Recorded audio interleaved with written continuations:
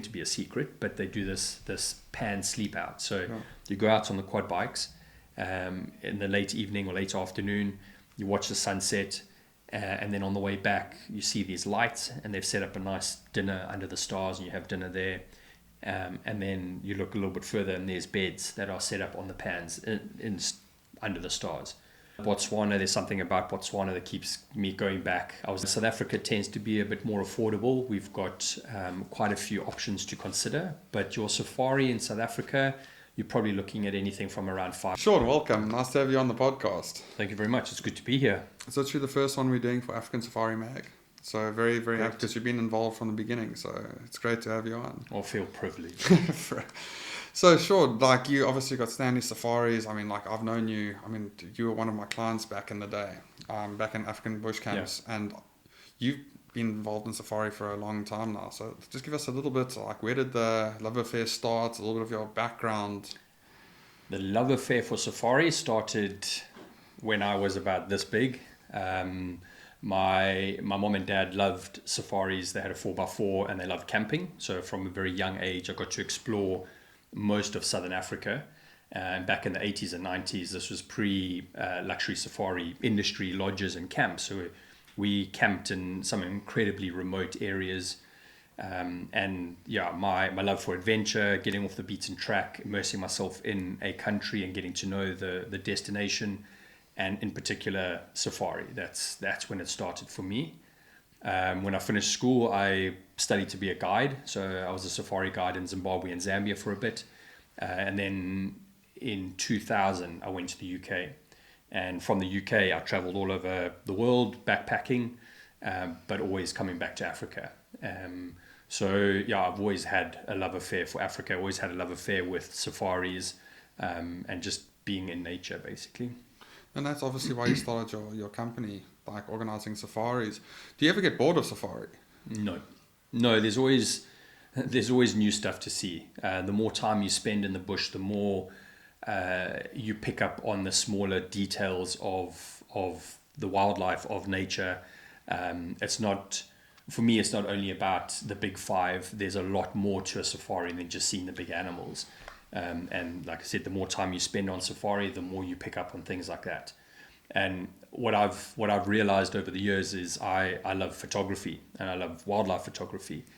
And you know, you go and see a lion, and lions are renowned for doing nothing. They just sleep for 22 hours a day. They don't do a lot. But I think my photography has kind of fine-tuned me to look at finer details of sitting with a lion while it's doing nothing, you know, zooming in on its paws or its mane and things like that, and seeing the finer details of the African bush. It's great, like when you're on safari, and like I know the first time you go, you always like want to tick off like the big five, but like as you get more into it, like even like little mongoose, when they like come out and they pop their heads up, it's such a great moment. And the different birds, the different trees, the different landscapes. People get too fixated on the big five and ticking the boxes, and what we try and do is slow people down. You know, spend a bit of time, and yes, get to see your lion and leopard and your elephants and things like that, and tick those off your list. But look around you, spend time with nature, and then you'll start to appreciate it a bit more. And you know, safari and sitting in a vehicle is one thing, but then doing a walking safari, when you're on the ground, your feet is on the earth, and there's nothing between you and the wildlife, then you know your senses become so much more heightened, and that's when you start to notice more. It's wild. Yeah, it's wild. Yeah, it's, for me, that's one of the best ways to be on safari, is on a walking safari. We did a walking safari, and there was a cheetah with cubs, and I just remember the first, like we saw that, like I remember my adrenaline just went through the roof, and something very disconnected when you're in a car. You almost like you feel, but when you're walking, you feel like you're part of the wild. And you notice little things, like you smell everything, like you hear everything, like you hear like the twigs breaking. Yeah. And when the animal looks at you, it's a whole different sensation. Correct. Yeah. So I've sat in a field once before, and there's no noise around, but you can hear the termites chipping away at the dry grass. Yeah. You know, things like that. Like you say, your senses just become so much more heightened. When you're in a vehicle, the animals see the vehicle as a complete object, whereas when you're on foot, they see the human form. And yeah, so it's something quite primitive about that, about being on foot in Africa. How long does it take you to wind down before you start? Like, I know when I go on safari, the first day or two, like, I'm still like buzzed from city life, and I feel like it's almost like a day or two, and then I feel like I'm in the bush and I'm like adjusted to the early game drives. Yeah. How long does it take you, or the guests in general? So nowadays people's lives are going at 1,000 miles an hour. You're on the go all the time. There's very little work-life balance because everything's on our phones these days. So when people come to Africa, it takes them a good day or two to completely wind down, get into the rhythm of Africa. Typically, I try and put people in Cape Town or Joburg or Victoria Falls or somewhere prior to their safari, just to give them that chance to kind of get over the flight and realize that they're on holiday and they need to relax before you then go on the safari. Because when you're on safari, that's the highlight of your trip. So it does take a while just to kind of get into it. But what I also find with people coming out here is that it takes a while to adjust to looking for animals as well. You're driving along and you've got this wall of vegetation on either side of you.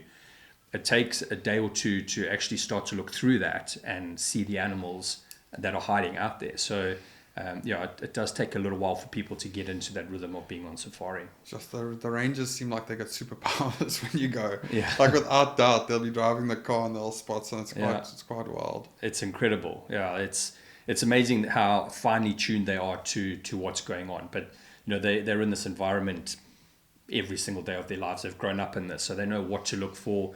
The little twitch of an ear or the tail.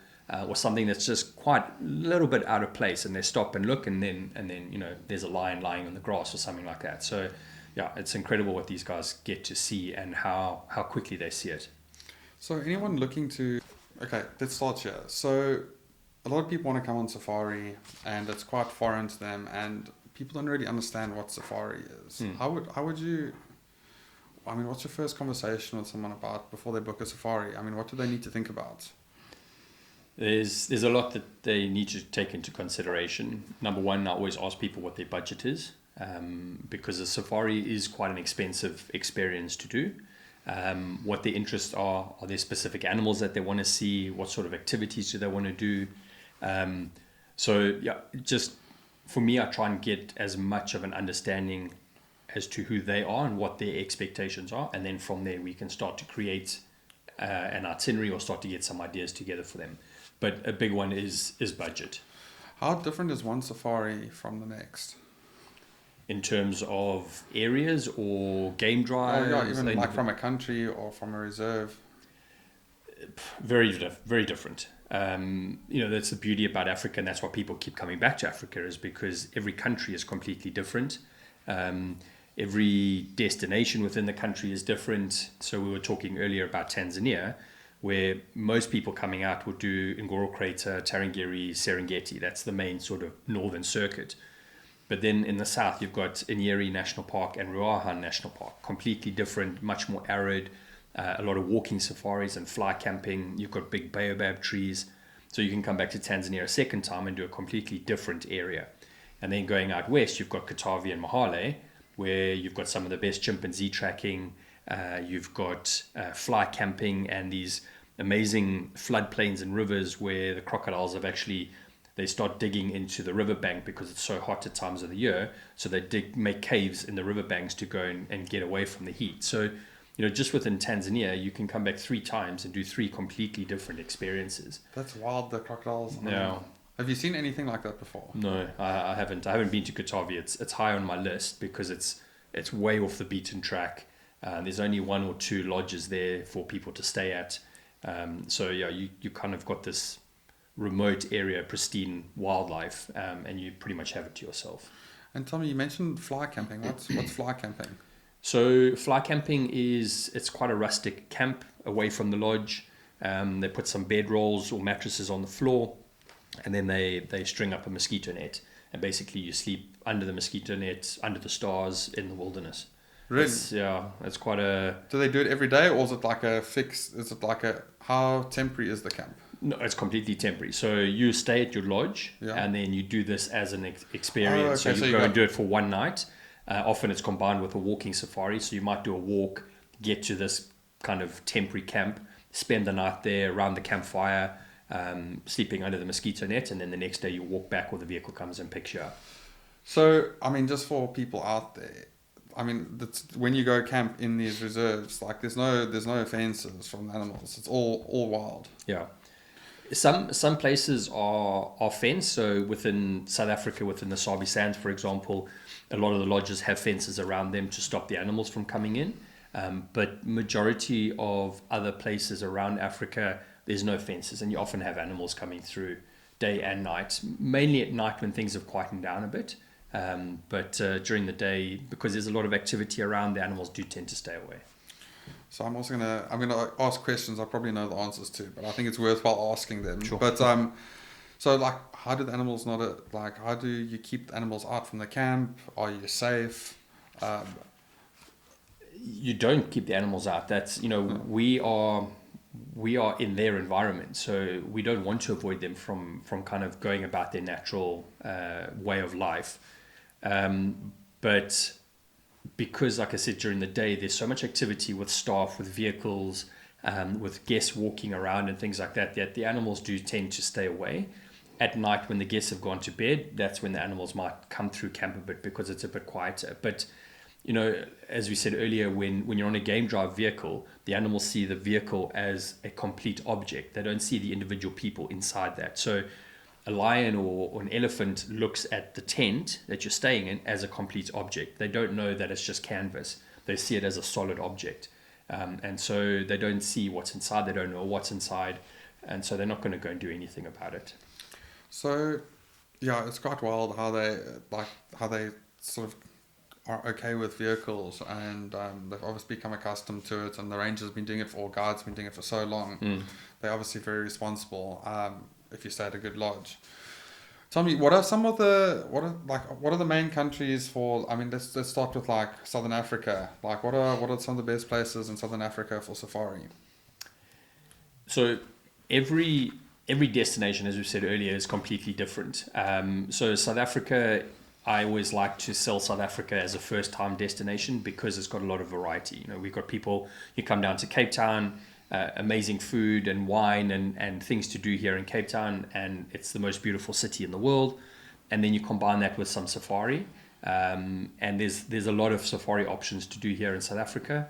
Namibia, just north, is completely arid. It's dominated by the Namib Desert. And so again, a completely different experience. You're in these mountains and arid region, and you're looking for animals there. You've got elephants that have adapted to living in this extremely harsh environment. So again, completely different landscape, different experiences, different wildlife. Botswana is dominated by the Kalahari Desert, but then you've got the Okavango Delta, which is the Kavinga River that hits the sands of the Kalahari and forms this massive big oasis, and that draws in animals from all over the place. And there you've got walking, canoeing, mokoros, boating, and then your game drives. Zimbabwe, renowned for having the best guides in Africa, and again, that just heightens the whole experience that you have when you're on safari in Zimbabwe. Zambia, renowned for its walking safaris and incredible leopard sightings. So, just within Southern Africa, each country is different. And you're going to go to each one and you're going to have incredible experiences. You're going to see different animals and do different activities. And then obviously going to like sort of Central and East Africa, what are the main places over there that you'd want to go on safari? Kenya and Tanzania, renowned. They're probably the top destination for safari, in particular Kenya. I think 60-70% of inquiries we get are for safaris in Kenya. It's where the safari originated. So the safari is a Swahili word for journey, and Swahili is I think it's the Maasai language in Kenya, and so that's where the safari originated. So Tanzania and Kenya, number one destinations for safaris there. But then you've got Uganda and Rwanda right next door, and again different. You've got the gorillas. It's probably the most famous thing to do in Uganda and Rwanda. Such a beautiful way to describe safari as a journey. Yeah. Tell me, you mentioned South Africa is one of the best places to go for your first safari. What makes you say that? Because of the variety. So going on a safari is it's quite a tiring experience. You know, you're up very early in the morning, you're on a game drive or on a walking safari for 3-4 hours, you come back to the lodge, you have a couple of hours, and then you're back out again. And then you're sitting around the campfire at night until 9-10 o'clock, you go to bed, and then you're up at 5 o'clock the next morning to do it again. So I think a lot of people underestimate that, and occasionally will tend to try and do too much safari, too many days of safari, and then they're going to get burnt out, they're going to get bored. Whereas in South Africa, because we can combine it with Cape Town, the winelands, you then go and do a nice safari in the Sabi Sands for 3 nights, you're getting a taster of a safari, and then if you want to do more, you then come back and you do a longer trip later on. But the Sabi Sands is renowned for its big 5. And I know we're talking earlier about not kind of ticking those boxes, but a lot of people do want to come and see the big 5, and the Sabi Sands is probably the best place to see that. And when I say Sabi Sands, you know, we're talking about that greater Kruger area, Sabi Sands, Timbavati, and there's quite a lot of other reserves that are opening up now, dropping their fences, and so the wildlife has free roam around those areas, but they're all renowned for their big 5. I've had some crazy experiences in like Sabi Sands. Like the one, I mean, when we were staying at Mala Mala, I think we saw the big 5 in the space of 15 minutes. Yeah. I think we saw 4 of the big 5 from the camp. Yeah. Without even getting on a vehicle. And that's what that area is renowned for. So, you know, you're coming out here for the first time, you're super excited to go on safari and see the animals, and that area does deliver in that. What's your personal favorite? It's tough. It's a very difficult question. I love Botswana. There's something about Botswana that keeps me going back. I was there in April. I'm going again in November. I was there last year. Zambia, I love walking safaris, and Zambia is renowned for its walking safaris. Zambia is also, you get a lot of very small, privately owned camps, very intimate, privately run camps.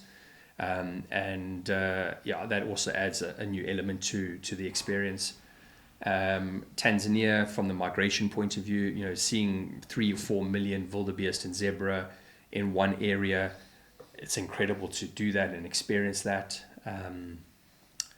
The gorillas face to face with a 220 kilogram silverback gorilla certainly gets the heart going. Yeah, it's wild. But it's right up there as one of the most amazing wildlife experiences you can have. So yeah, it depends. It depends on how I'm feeling each day, I suppose. It's wild. I mean, like, I can only agree. I mean, like, there's something about Botswana. I mean, I've had incredible experiences in the Kruger and Greater Kruger and, like, in Kenya. But there's something about Botswana, like, getting on an airplane and flying into a small dirt runway and feeling like you're landing in the middle of the wild. Yeah. I remember being on one of the game drives, and there was, like, a village woman walking past, like, with water on her head, and, like, it was mind-blowing to me, because, like, you used to being like, most of my safaris initially were in South Africa and the Kruger. It was very much like fenced off, and it's like now you're in the reserve, and all of a sudden you get to Botswana and people live, there's no real fences, you fly into this wild area, and sure, there's just something about that. I mean, you just fly and you see nothing. I mean, like, when you're about to land, you see like elephants or giraffes next to the runway. Yeah, it's quite wild. I think that's what makes Botswana special, is, you know, that whole northern part of the country is dedicated to wildlife. There's no fences, the animals roam freely. As you said, you know, there's villages there, and the wildlife interacts, or they just kind of get on with it. I've tracked wild dogs that I think we followed them for about half an hour or so, really? And they ran through the village. Kind of, you could see they were nervous. Prior to coming to the village, they were all spread out, and then as they got closer to the village, they all kind of grouped together a lot closer, and then they quickly moved through the village and kind of carried on. But they just, it's normal life for them. Where's a good place to see wild dogs? Botswana is probably the best place because of the vastness and the massive areas. Yeah. So wild dogs need massive home ranges to live in and hunt. And where Botswana has the space, the wild dogs thrive. And then places like Ruaha and Selous in Tanzania, Lower Zambezi, right now they've got incredible packs of dogs there. There's a pack of dogs that actually is specialized in hunting buffalo. which is Really? it's insane. So usually wild dogs will take an impala or a lechwe or something like that, but they've specialized. It's quite a big pack, and they're specialized in hunting buffalo. I've seen Well, once they take before, on a full size buffalo. yeah. That's wild. Yeah, I've seen videos. I had guests that stayed in Botswana where the dogs had separated a buffalo calf, but just a young buffalo, and they finally killed it, which was it was a young one, so it was okay. They managed it. Whereas the videos I've seen now in the lower Zambezi, they're taking adult buffaloes, which is insane. What sort of size pack will they have to do that? I think this one is over 20 dogs. Sure, that must And I saw a video the other day now as well, recently, where I think the buffaloes have now learned how to combat it in a way, where they've grouped together and they've started milling around in a circle as one herd, and they're just moving around in a circle, and it dazzles the dogs, and the dogs got bored and they ran off. The wild dogs are incredible. I mean, Yeah. I've only ever seen them once. I've been on a lot of safaris. It's Yeah. quite a rare. There's only between 6,000 and 7,000 left in the whole of Africa. So Really? yeah. Where are most of them? In Botswana? In Botswana, Zimbabwe, Zambia. In South Africa, we've got good populations around South Africa as well. I see a lot of Sabi Sands. They see them quite a lot. Yeah. There's There's a lot good of prey there. Yeah, but there's also obviously a lot of lions and leopards there, so it's a lot of competition. Correct. Yeah, they do get killed by lion and leopard quite a lot. Yeah. Especially the puppies. But yeah, they move. They're on the move all the time. They're very alert. They've got those big ears, so they hear when predators and dangers coming. There's nothing like hearing them calling and chirping to each Yeah. other. And they're great sighting as well. I mean, they're always playful, especially with their pups around. It's exciting when you follow them while they're hunting. Next level. I'd love to see that. They just run, and the guides have to be so skilled to keep up with them, because now you're driving over. You're not on the road. You're driving off land or off road. You're following these dogs as they're moving through the bushes. He's trying to follow them, see where they are, keep an eye out for bushes. It's a very exciting thing to be part of that. How important guides are super important, but how important are the guides?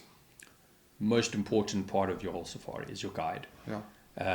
You can have the worst guide in the world and see the big five and come away disappointed, or you could have the best guide in the world and see absolutely nothing and come back completely blown away by the experience.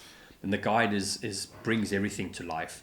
And as we were saying earlier, it's not about the big five, and this is where the guide can really make the safari, is by looking at the small aspects and bringing that whole experience into the drive. So, how wide is the difference between guides? I mean, do you get amazing? Do you get? I mean, I've been with certain most of the luxury safari lodges I've been to. The guides are really, really good. Yeah, well, they are, because you've got people paying over $2,000-$4,000 in some places per night, per person, to stay at these places. You need to have the best. So there's a wide range. And that's why we're talking about Zimbabwe as a destination for having some of the best guides. To become a professional guide in Zimbabwe takes over 7 years. Really? Yeah. So this is a career for these guys. They've grown up in the bush, they've studied, and they've gone through a whole apprentice program. And 7 years later, they have to go through quite a stringent exam, practical exam, and then the theory.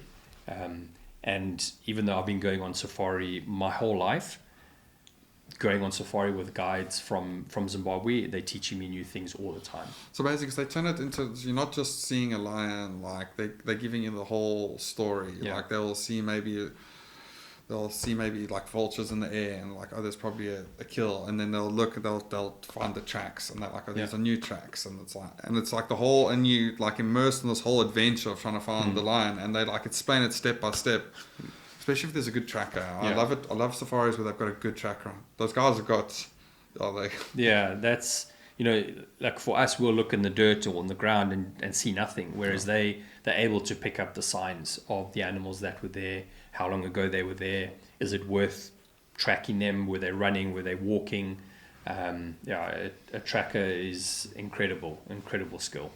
And most of the trackers I've met are all like local from the area, and they really understand. I mean, they understand like how the animals are feeling, their emotions, like. Well, they've grown up in there. They've grown up in that environment, and in a lot of places in Africa, you have the villages on the outskirts of these national parks, and they've grown up as kids tracking rabbits and things like that to hunt them for food. So it's just natural. It's not something you can pick up quickly. It's something that you have to learn over many years. Shaun, so you sort of specialize in experiential safaris. So like just explain to everyone like what are the different types of safaris. Not every safari is the same. Yeah. So your main safari is your game drives, your morning and afternoon game drives. You get your night drives as well. If you want to see wildlife, that's the best way to do it, because the animals are used to the vehicles. They're used to the sound of the vehicle.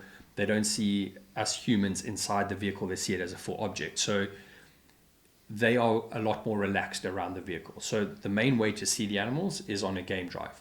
So maybe start there. What is the average day? What does the average day on safari look like, on a standard safari? So you wake up just before sunrise, yeah. Have a light breakfast, and then you head out early morning on your game drive.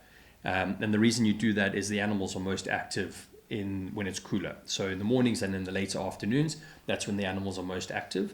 In the mornings, your predators, your lion and leopard, they've been out hunting, so they might be on a fresh kill, or they're out patrolling, so you're going to see them patrolling just before they start resting up for the day. And so you go out for 3-4 hours, depending on where you are, depending on what you're seeing. You're going to be on a game drive for about 3 or 4 hours. During that, you're going to stop at a nice viewpoint or a lake or a river or something like that, have a coffee and a rusk, and then you carry on your game drive. Come back to the lodge probably around 11 o'clock, have a brunch, have a bit of a siesta. If there's a pool, you can go and relax around the pool. There's spa, so you can have some spa treatments. And then 3:30, you go back to the main area, have a bit of a high tea, and then you go out on a game drive again. And then typically on that game drive, 4 o'clock, you're heading out, and you stop somewhere nice for a sundown. So the sundowner is quintessential African safari. You're stopping, you're having your gin and tonic, you're watching the sunset, the birds, the noises, all that sort of thing. It's an incredible experience. And then you come back to the lodge. In some instances, you can come back with spotlights and look for nocturnal animals. Other areas, they don't allow night drives. So you get back to the lodge just after sunset. And then dinner, sit around the campfire and you talk to your fellow travelers, and then bed, and then you do it all over again the next day. And then so contrast that with like a walking safari or a helicopter safari or balloon safari. And what are some of the main things your guests like to do? So walking safaris, I always encourage my guests to try and do a walking safari at least once while they're there.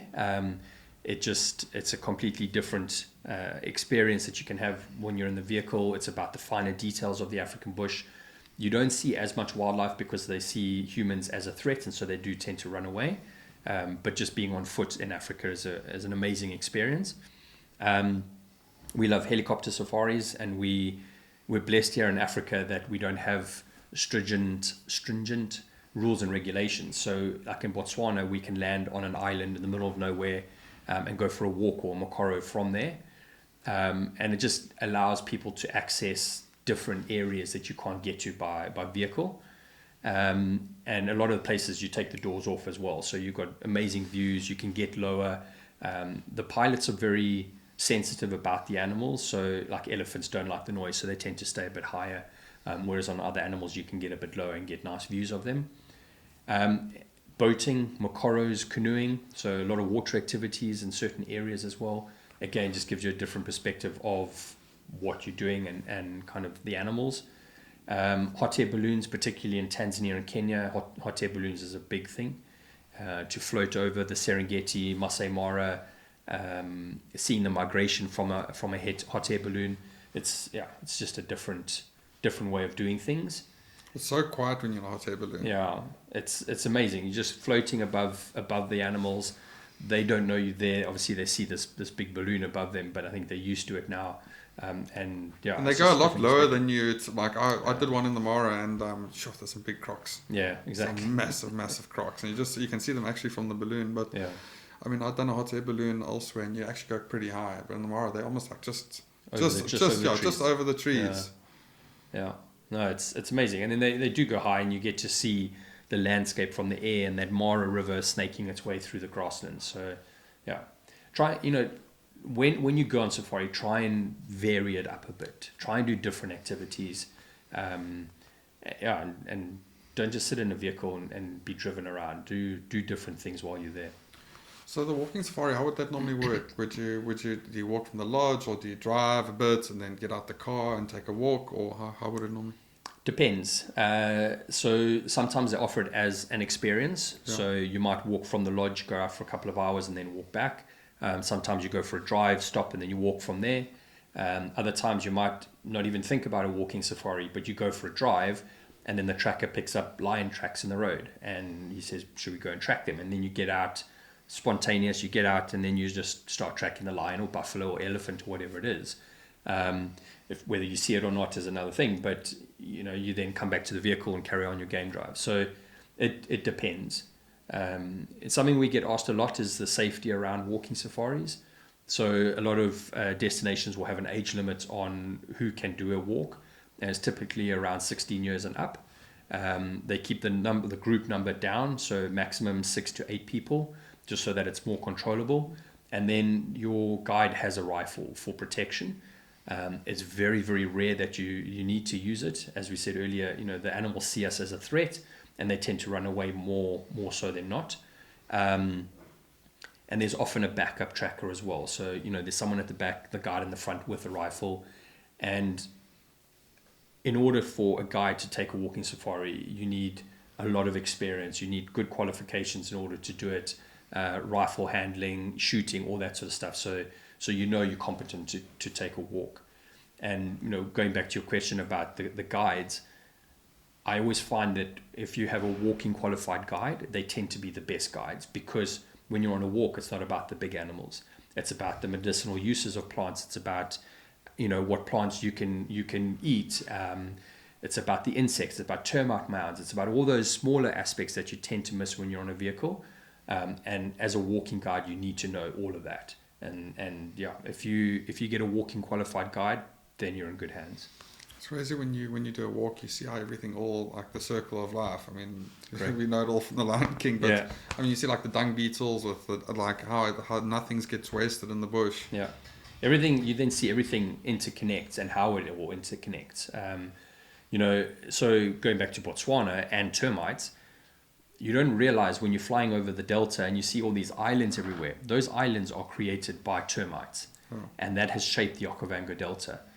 So you have a termite that will start a nest, a little mound forms, a bird will come and fly from a nearby forest, sit on that termite mound, do a poo, but it's eaten berries, so now that seed then drops into the soil, and a few years later you have a tree growing, and now that expands that island, and now that tree attracts more birds and monkeys, and so you now get a forest forming. And so from the tiniest little termite, you have this massive big island forming in the middle of the Okavango Delta. It was crazy. When I was in Naipan, I couldn't believe how many palm trees were there. And I was like, I spoke to the guy, I was like, how are there palm trees over here? And He's like, no, it's the elephants that brought them over from the coast. Yeah. Like ate the... And you can, those palm trees, you can see them in a distinctive line, and that's the line that the elephants have taken for generations. Knowing that they need to go there's water, and you've got this line of palm trees for miles and miles and miles, because that's the line that they've walked for generations, and each matriarch passes it down to her offspring, and her offspring passes it down to her offspring, and over time you've got this distinctive line that they follow. It's crazy how like the animals start to like the environment starts adapting around, and like it's such a delicate balance. Like I know even with the Kruger, like there's like certain animals like elephants knock over the big trees, and it's like such a delicate fine balance. Like if there aren't enough predators, like the buck eat the shrubbery and the grass away, and then there's erosion, and like it's whole predator prey relationship, which is quite delicate. Yeah. And it comes and goes in waves. So you talk about the elephants pushing over trees, and everyone sees it as very destructive. But, pushing over those trees now exposes those leaves to smaller animals that wouldn't be able to reach that. It then opens the area out a bit, so now you get grassland. So over years, you start having different animals coming into that area because it's now a grassland rather than a forest. So everything plays its part in the whole ecosystem and the balance that you have in nature. And unfortunately, as humans coming in there, we're the ones that are unbalancing everything. Yeah, it's quite wild. I can't believe how different reserves are even within a country. Yeah.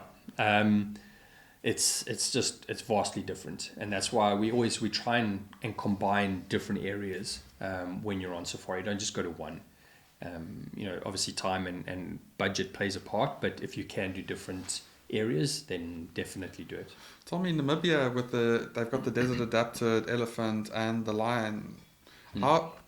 How is it rare that you see them, or are the guides pretty good at? I mean, I've never done a safari in Namibia. I've been to Namibia, but I haven't done a safari there. Is it rare that you see them? Do you have to drive long distances to see the animals, or?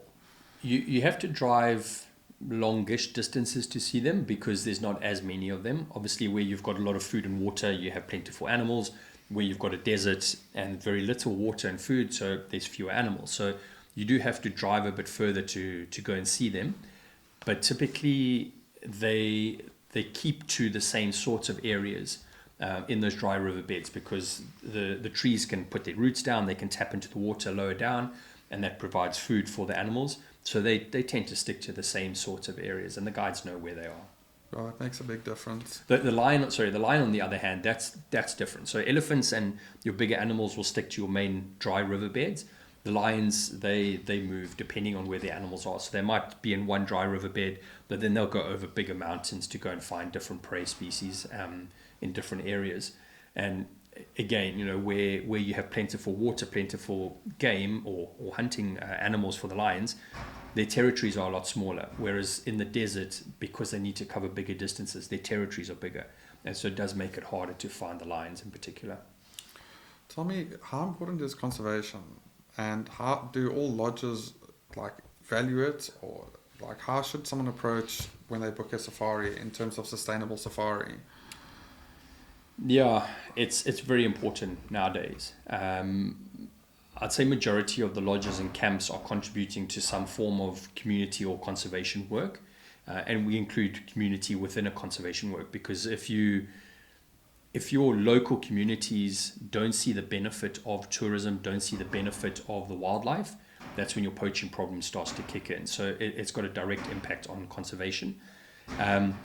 But it is very important that conservation is being supported by the local lodges and camps that you are using. So do your research before just booking into a big hotel or lodge.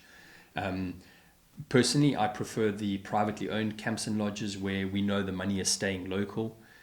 They employ local, they're working with the local communities to buy food from them rather than going into the big city and bringing produce in from there. They're working with local communities to bring food in. They're building schools and clinics.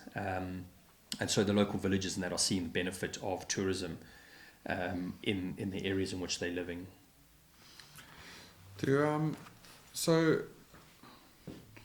It's quite a hard topic to cover, conservation, because there's so much to it, and in sustainable, you obviously got the basic stuff like getting the food and health. I think the biggest thing is looking after the community, because obviously the community is sacrificed a lot. I mean, people, it's wild because you kind of see animals and you want to look after animals, and you see humans as outside coming into the area, but you forget about the people that have been living in that area with the animals for years.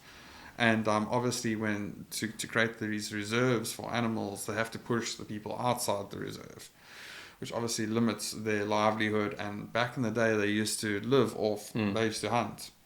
So now, and now they'll obviously have cows or cattle or whatever, and the animals will come, elephants will come ruin their crops or hunt their livestock.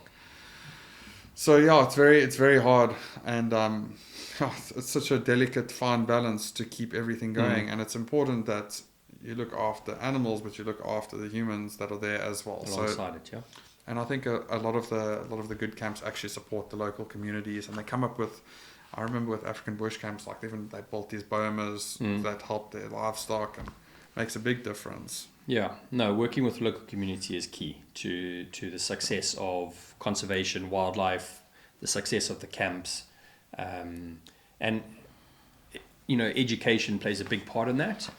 So I know with African Bush Camps and the African Bush Camps Foundation, they work with the local communities. They've got schools. A lot of the guides come from those local communities, so they see. So the kids see a safari guide as quite a good job to get. So they're looking up to these guides, and these guides coming back into their local villages and that, and speaking to the kids. It's amazing to see that, and then the kids are now realizing the benefit and the opportunities that there are through tourism. I heard one of the guides, I can't remember his name, but he had such a beautiful way of describing it. He said that the guides are like guardians, and if you look after the animals, they look after you. Yeah.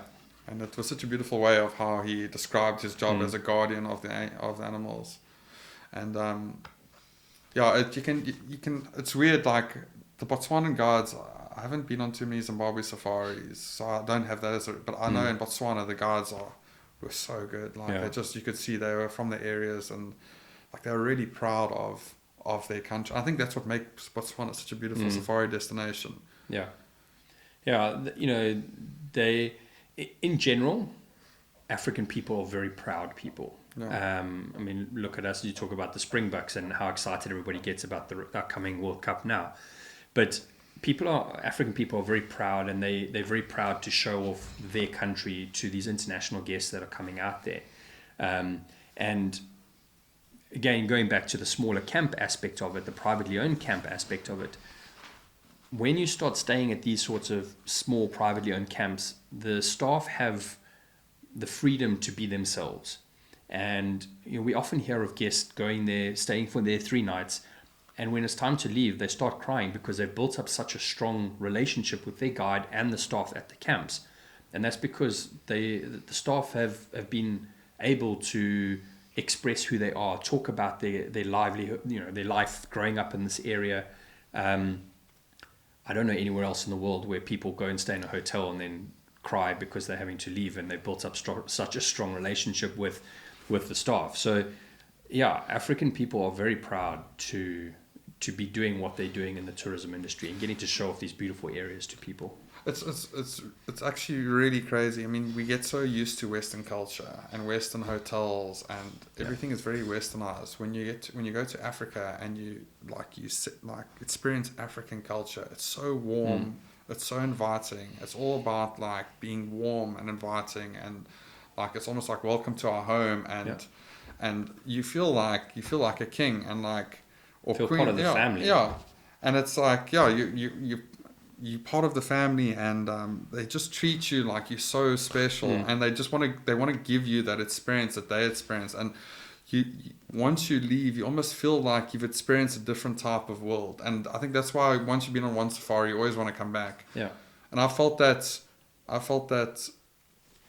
everyone feels like you need different types of holidays. You're like, I need to go on a holiday. But like there's times in life where I'm like, I need to go on a safari. It's like it's a type withdrawal. of... Yeah. Mm-hmm. Yeah.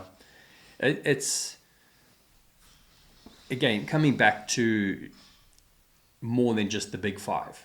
And I think that cultural aspect, that getting to know the staff at the camps, the guides, is such a big part of a experience coming to Africa. It's such a big part of it, and you need to engage it. You need to interact with the guides. And there's camps where when you're having dinner, the guides will come and sit and have dinner with you, and that just gives you an opportunity to learn a little bit more about who they are, where they've come from, what it was like growing up in a village next door to the national park and having elephants coming and raiding your crops at night. And yeah, I think it's an incredible thing to be able to do that and learn a little bit more about Africa. When you're on safari, there is very little cultural experience that you can have. In Tanzania and Kenya, there's ways that you can do it with the Maasai and Samburu and other places. But in particular in Zimbabwe, in Botswana, in South Africa, when you're in the reserve, there's nobody living there. There's very few people that live there. So you don't really have an opportunity to learn about the local culture of that particular country. And that's why engaging with the staff, with the guides, is very, very important to learn a little bit more about it. Where's good places to go to meet tribes and experience that? I mean, obviously the Maasai is obviously a well-known one and amazing experience. Where are some of the other places to get great cultural experiences like that? So Namibia, you've got the Himba tribe, and that's amazing. They're still living a very traditional lifestyle, semi-nomadic. They've carved out this way of life in an extremely harsh environment. So your Himbas in Namibia is amazing. The Sand Bushmen in Botswana, there's particular camps in the Makgadikgadi pans where you go out on a walk with the Bushmen and you learn about how they're able to find water in the desert. They're hunting, how to make fire, all that sort of stuff. So that's an incredible experience.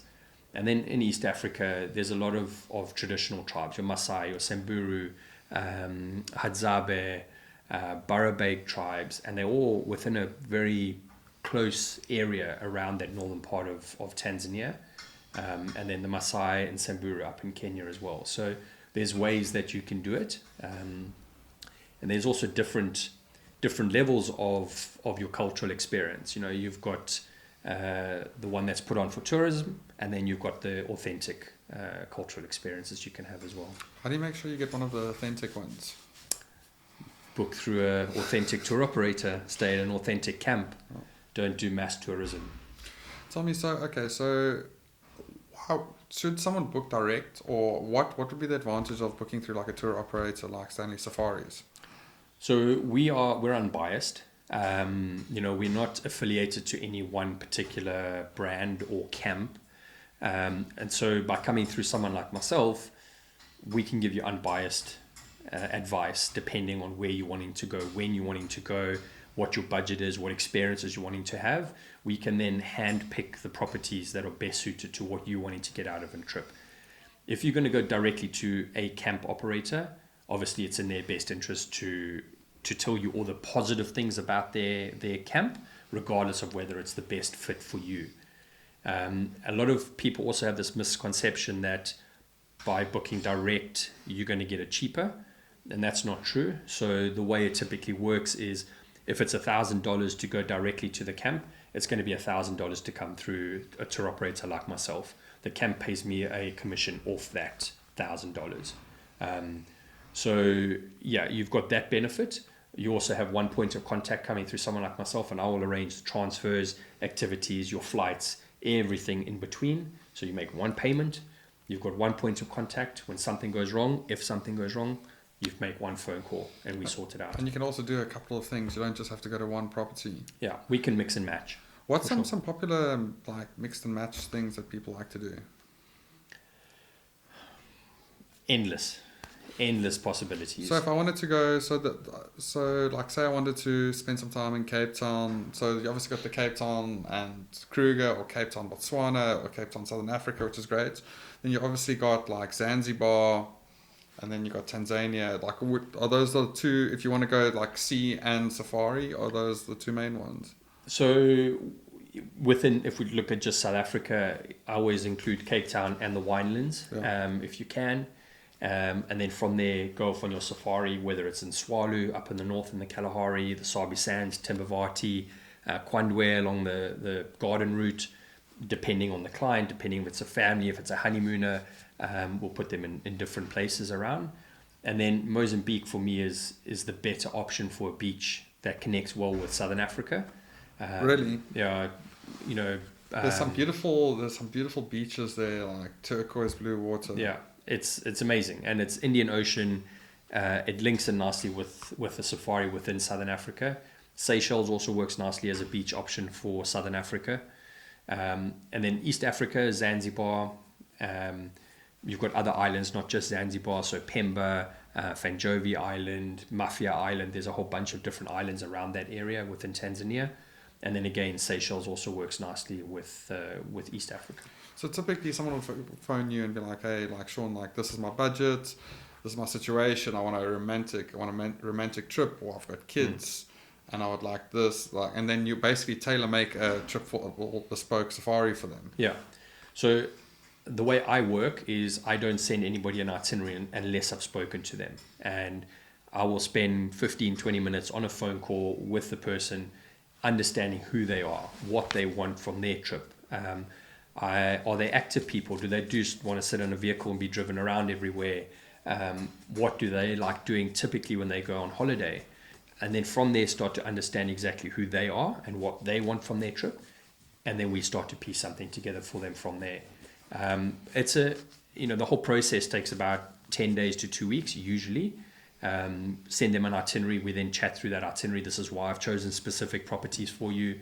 You mentioned you want to do walking safari. This is my favorite walking safari camp. Or you've got kids. Okay, this particular lodge is amazing for kids because you get a private vehicle, so you can do activities at your pace. They've got childminders, so when you get back to the lodge, the kids will be kept entertained while you and your husband have a rest, whatever it is. We then go through why we've put that particular itinerary for them. And then from there, we make amendments. They go through it and they say, we like the look of this lodge. We want to spend a bit more time here. We don't like the look of this one because of X, Y, and Z. We then swap it out for one that they're more interested in. And then we go ahead, check space, hold availability. And then if they're happy, they go ahead and confirm. And that's obviously a big price range, but what sort of price range are you looking at for a safari? Depends on the destination or the country. South Africa tends to be a bit more affordable. We've got quite a few options to consider, but your safari in South Africa, you're probably looking at anything from around $500 upwards. Per Botswana, per person per night. Per person per night. Botswana, your average in peak season is probably around $1,500 per person per night. Tanzania and Kenya, probably around $1,000 per person per night. And there's some, Botswana, for example, there's a particular property that's over $4,000 per person per night. Wow. So pricing there's a lot to take into consideration. But the thing about a safari is when you're there's very little you have to pay for extra. So typically that includes your activities, your park fees, your accommodation, or your meals, and a lot of them will include your drinks as well. So when you're there, you don't have to put your hand in your pocket unless you want to do a spa treatment or buy something in the shop. And then at the end, tipping your guides and the staff. It is great. So once you get there, you literally just eat and drink as much as you want, and you end up. Yeah. You obviously need a holiday sometimes from Exactly. safari. End up eating a lot, drinking a lot, up early in the mornings. Yeah, exactly. When's the best time to go on safari? Again, depends on the destination. So we try and direct our clients, as long as they're flexible, we try and direct them into the best time to be on safari in a different destination. Try and avoid your rainy seasons. So in Southern Africa, the rains start in November and they go through to around the March time. And in East Africa, they have 2 rainy seasons, short rains in November, and then April and May, they have the longer rains. And those are times to avoid, especially if you're a first timer. There are positives about going at that time of the year, and I think if you speak to people that have been on safari a lot, they will say that the rainy season is actually quite a good time to be there. There's a lot of life around. You have a lot of birds that come in from Europe that come down at that time of the year. They're in their breeding plumage. A lot of baby animals are being born at that time of the year. There's a lot of vibrant colors. The grasses and the bushes are nice and green. Bright blue skies often have dramatic clouds and thunderstorms. So it offers a different type of safari. But if it's your first time and you want to see animals, then avoid the rainy season. Yeah, seeing the babies are pretty cute. Yeah. Like you don't see as much when it's green and rainy, but it is very beautiful. Yeah. It's strange. It's completely different. Yeah. I always tell people that during the rainy season, the animals are still there. Your lion, your leopard, cheetah, wild dogs, they're territorial, so they don't move. Oh. But because the bush is thicker, you have to work harder to find the animals. And then your herds of animals, the herds aren't as big because now they've been able to spread out a lot more. As soon as you go into your dry season, the bushes and the grass and that starts to die away, so it makes it easier to see the animals. Your surface water starts to dry up, so your animals have to start moving towards permanent water holes, rivers, dams, that sort of thing. and so it makes it easier to know where the animals are going to be. And because they're moving in from all the other areas, they start congregating in bigger numbers. And so that's where you start to get your bigger herds of buffalo and elephant and things like that as you go longer into the dry season. Are there any good places for photo safaris? Everywhere. Everywhere. Yeah. Everywhere is good. There are certain places where you've got specific photographic hides where you can go and sit there in the morning, in the afternoon, or during your siesta time, and there's animals that come down to the waterhole to drink. So it gives you that extra bit of time to be on safari and take photographs. But yeah, anywhere is a good place to be on a photographic safari. And like if there's nothing better that, especially if they're like low level on a dam, you can get down low. Yeah. Get some amazing pictures. Yeah, and there's quite a few of those around. So like, how will it normally work? Say you want like the guys like Marlon du Toit and that, when they organise, can they book something like that through you, or do they organise it with the lodge, or? So Marlon is independent. You get a lot of photographic companies, photographic safari companies that specialise in going with a photographic guide that will be able to teach you a lot about the camera, the settings, the light, the angles, all that sort of thing. And they're very good at what they do. If you just want to go on a normal photographic safari and you're just interested in taking photos, then you can just book it through someone like me and we'll put you in the right camps at the time. And nowadays, because of digital cameras and phones and things like that, your guides are, especially your really good guides at each of the camps, they know a bit more about photography and the angles and where to position the vehicle to get the right light on the animals and things like that. And they will often guide you as well. But it makes a huge difference. Yeah. Because obviously I'm a photographer, so I know like you go to certain camps and like you're really at the mercy of where the guide parks the car. Yeah, exactly. And if the guide's got no idea about lighting or animal behavior, like you're not going to get a good picture, because you can't really even move your camera like up and like you've got maybe this amount of space you can move. Yeah. All you can really do is zoom in and out. So yeah, you're pretty much at the mercy of the guide. And a lot of the good, because obviously Instagram and stuff's so popular now, they've all like learned how to take great pictures. Yeah. And I know a lot of the lodges also like they've got bean bags now. Correct. on the vehicle, and you can even hire some of the stuff. I think some of the places even like let you loan the stuff if you go there. Yeah, there's some places. So the Great Plains properties in Botswana and Kenya, when you go into your room, there's a box with a Canon, I think they've got D5s and a nice set of lenses and all that for you to use while you're there on safari with them. Other properties have photographic specific vehicles where they have swivel chairs, the sides fall down, they've got the tripod mounts and things like that. So if you are very, very keen on your photography, then there's specific properties that we can put you in to maximize your chances and your photographic opportunities. And then the other thing is, if you are, if there's a particular subject that you're interested in, if you're a birder, if you're a photographer, if you want to focus on finding the big cats, if you want to focus on walking safaris, then hire a private vehicle. And each of the camps will have at least one private vehicle that you can hire, and that just gives you a lot more freedom to do things that you want to do. Not everybody's into birding, but if you want to go and tick off the list of birds, then get a private vehicle and go and focus on that. And you're not going to be drawn away because there's other animals that the other guests on the vehicle want to go and see, and vice versa. Sure. There's so much. There's so much variety when it comes to safari. There's so many different options, and I suppose that's why there's guys like you that have got jobs. Yeah. Because you're spending a lot of money when you go on safari, and all will give you a different experience, but you definitely can have better experience. And there's an element of luck, but generally, if you book at the right lodge, you'll always have a good experience. Even Correct. If you don't see all the animals that you want to see, you will still have a great experience. You don't want a romantic safari and you end up at a big corporate place with a lot of people with kids. Yeah, with kids, and you're trying to have and vice versa. You don't want to have kids and you end up at a very romantic place. Correct. And it's and also different areas. So if you're in Namibia, if you don't see as many animals, you're going to see beautiful dunes, you're going to see beautiful landscapes, and just seeing an oryx with the dunes behind it is is it's a bucket list item. It's about setting the expectation for the guest, because if you have somebody that wants to see big herds of animals and they want to see the big five and they want to see hippos and this, and don't send them to Namibia. Or if you are going to send them to Namibia, then set the expectations that this isn't a big five destination where you're going to get to tick off all of the animals. You're not going to see the big herds and things like that. So it's about setting expectations for each of the guests, and that's why I don't send someone an itinerary unless I've spoken to them and understand who they are.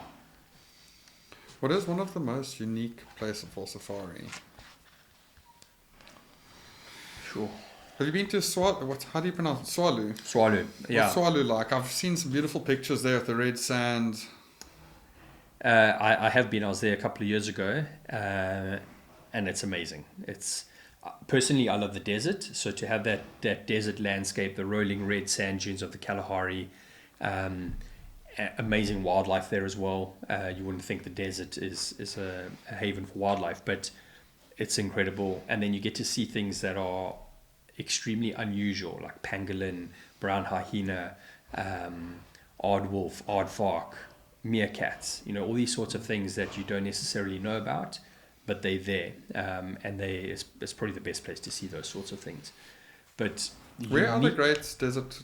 Is Jack's Camp also as desert? Jack's Camp in the Makgadikgadi, yeah. It's not desert in the sense of sand dunes and things, but it is very arid, and it's overlooking the Makgadikgadi pans, which are big salt pans the size of Switzerland.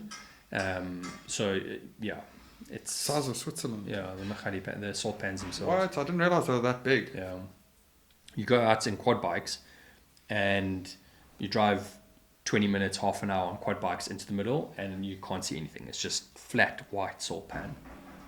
And no noise, no animals, nothing. Just sky and salt pan. It's amazing. And they do this, it's meant to be a secret, but they do this pan sleep out. So you go out on the quad bikes in the late evening or late afternoon, you watch the sunset, and then on the way back, you see these lights, and they've set up a nice dinner under the stars, and you have dinner there. And then you look a little bit further, and there's beds that are set up on the pans under the stars.